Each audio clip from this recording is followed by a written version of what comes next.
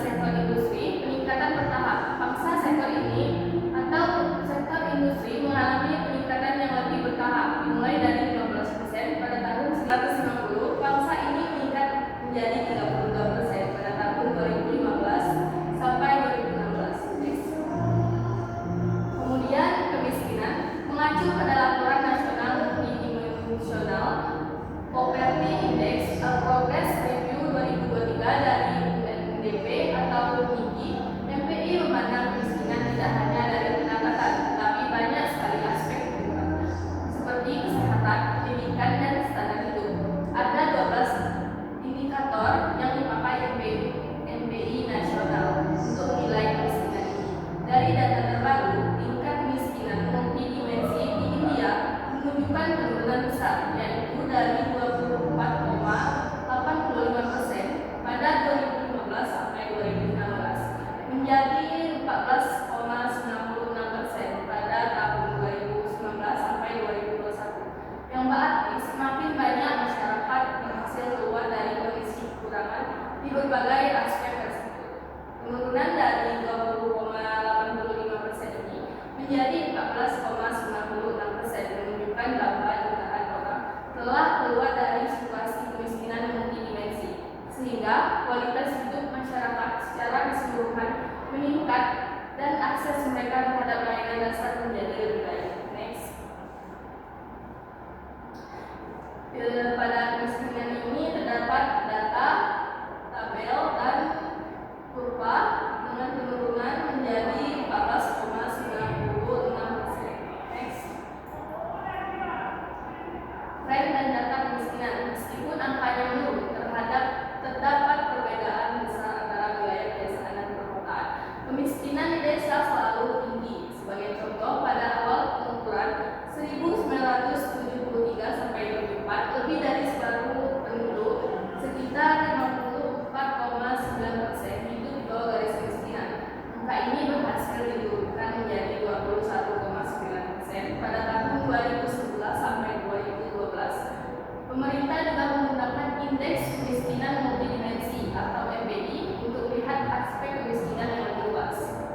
Upaya pemerintah dan solusi. Untuk mengatasi masalah ini, pemerintah India telah membentuk berbagai komite, termasuk yang terpenting adalah Badan NITI AAYO yang bertugas merumuskan kebijakan yang mengurangi kemiskinan. Pemerintah pusat dan daerah bekerja sama menerapkan berbagai strategi pembangunan sosial dan ekonomi. Namun, kesimpulannya menekankan bahwa agar penurunan kemiskinan lebih cepat dan merata, pemerintah daerah harus fokus pada penyusunan kebijakan yang lebih baik. Next. Adapun penyebab kemiskinan di India, yang pertama, tidak merataan ekstrim, kesenjangan besar antara kota dan desa, dan juga diskriminasi sosial historis atau kasta. Yang kedua, populasi besar, pertumbuhan negara yang cepat menciptakan tekanan besar pada ketersediaan lapangan kerja. Yang ketiga, kualitas SDM rendah. Kualitas pendidikan di India ini buruk di banyak daerah, menghasilkan angkatan kerja yang kurang terampil. Yang terakhir, ketergantungan pertanian. Sebagian besar penduduk bergantung pada pertanian yang rendah terhadap perubahan cuaca dan teknologi yang belum memadai. Next. Kemudian di sini ada lapangan pekerjaan.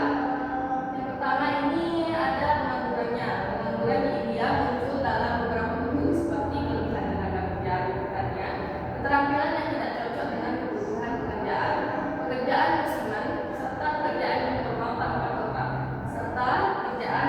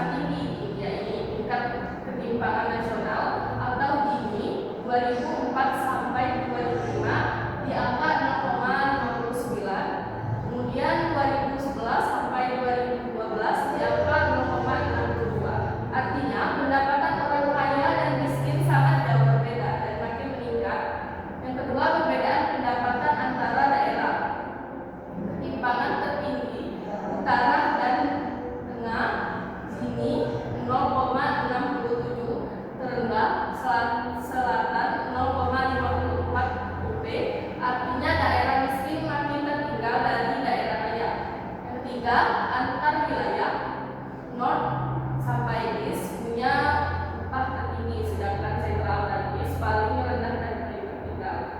Next.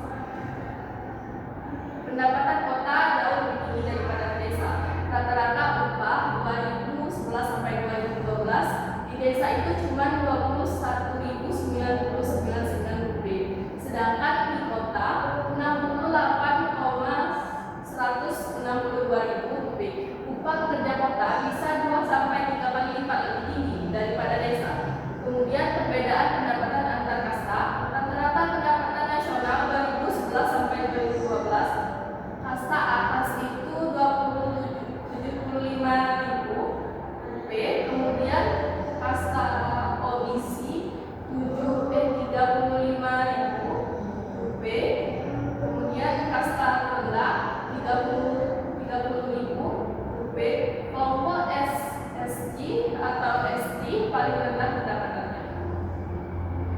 Tunjangan sosial, kasta SC atau ST mendominasi pekerjaan kasar atau berupah rendah. Mereka adalah kelompok paling tertinggal secara ekonomi.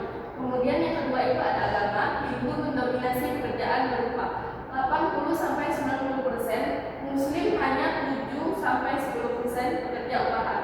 Pendapatan Islam juga lebih rendah. Muslim dengan pendapatan 27.000 rupiah, kemudian Hindu 37 rupiah. Next. Adapun solusi yang bisa kita terapkan dari banyak slide yang sudah dibahas tadi, meningkatkan akses pendidikan dan keterampilan. Artinya India harus memperbaiki pendidikan, terutama di desa, supaya semua orang, terutama anak muda dan perempuan, punya keterampilan yang sesuai dengan kerja. Yang kedua, memperkuat lapangan kerja formal. India perlu memperbanyak pekerjaan resmi atau formal, bukan pekerjaan informal yang upahnya rendah dan tidak stabil. Caranya dengan mendorong industri, pabrik, dan UMKM. Yang ketiga, pengembangan desa dan infrastruktur. Pemerintah harus membangun desa seperti memperbaiki jalan, listrik, air bersih, internet, dan fasilitas kesehatan. Yang keempat, kebijakan inklusif untuk kelompok rentan. Kelompok khususnya seperti SC atau ST dan Muslim sering tertinggal dalam pendidikan dan pekerjaan.